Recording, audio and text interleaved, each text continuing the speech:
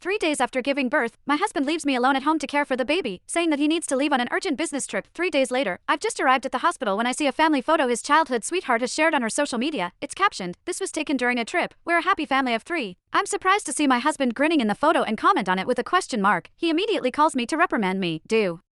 You know how hard it is for her as a single mother. She doesn't have a man to care for her. All I did was take a photo with her. Do you have to be so petty?" That evening, his childhood sweetheart shares a photo of some monetary gifts. He insisted on giving me this after taking the family photo. I know my husband gave that to her to pacify her. This time, however, I'm ready to leave him. Chapter My baby seemed to have sensed my low spirits. He began wailing at the top of his lungs all of a sudden. I spent the next 2 hours rocking him just to calm him down. Meanwhile, my husband, Elijah Montgomery, never bothered calling me to explain the truth. As for his girlfriend, Yvonne Miller, she was still updating her social media feed in real time. She uploaded 3 photos featuring a bunch of lavish monetary gifts, shocking the internet users who stumbled across her post. Almost immediately, a ton of comments flooded her comment section. So far, everyone looked envious and jealous of her. I keenly noticed one of the comments belonging to Elijah. "I prepared all these gifts for you today. In 20 years, I'll make sure to prepare the same amount for our daughter too." The comment read, "You're the best, honey, I love you." Yvonne instantly responded to the comment. Elijah and Yvonne's flirtatious interaction stunned my eyes. I turned to look at my baby, who was fast asleep in his pram. I supposed Elijah must have forgotten that he still had a newborn son who was only 6 days old.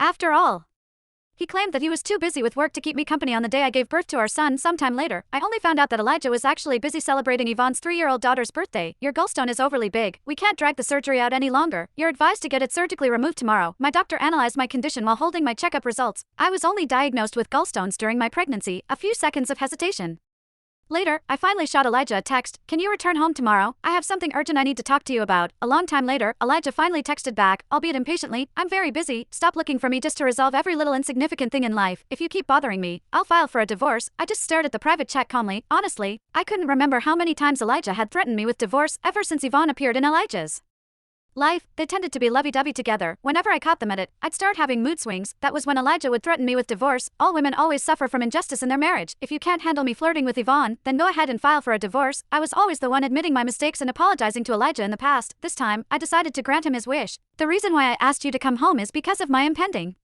surgery. If you're already this impatient with me, I suppose it's time for us to file for a divorce." I texted back. A few seconds later, my phone started ringing. Elijah's voice was obviously a lot softer and gentler than before. "Why didn't you tell me that you got sick? What time is your surgery tomorrow? I'll head back and keep you company." I frowned while gazing at my baby, who was fast asleep. "It's at 2:00 p.m. tomorrow." All right, but Elijah's phone was switched off the next afternoon.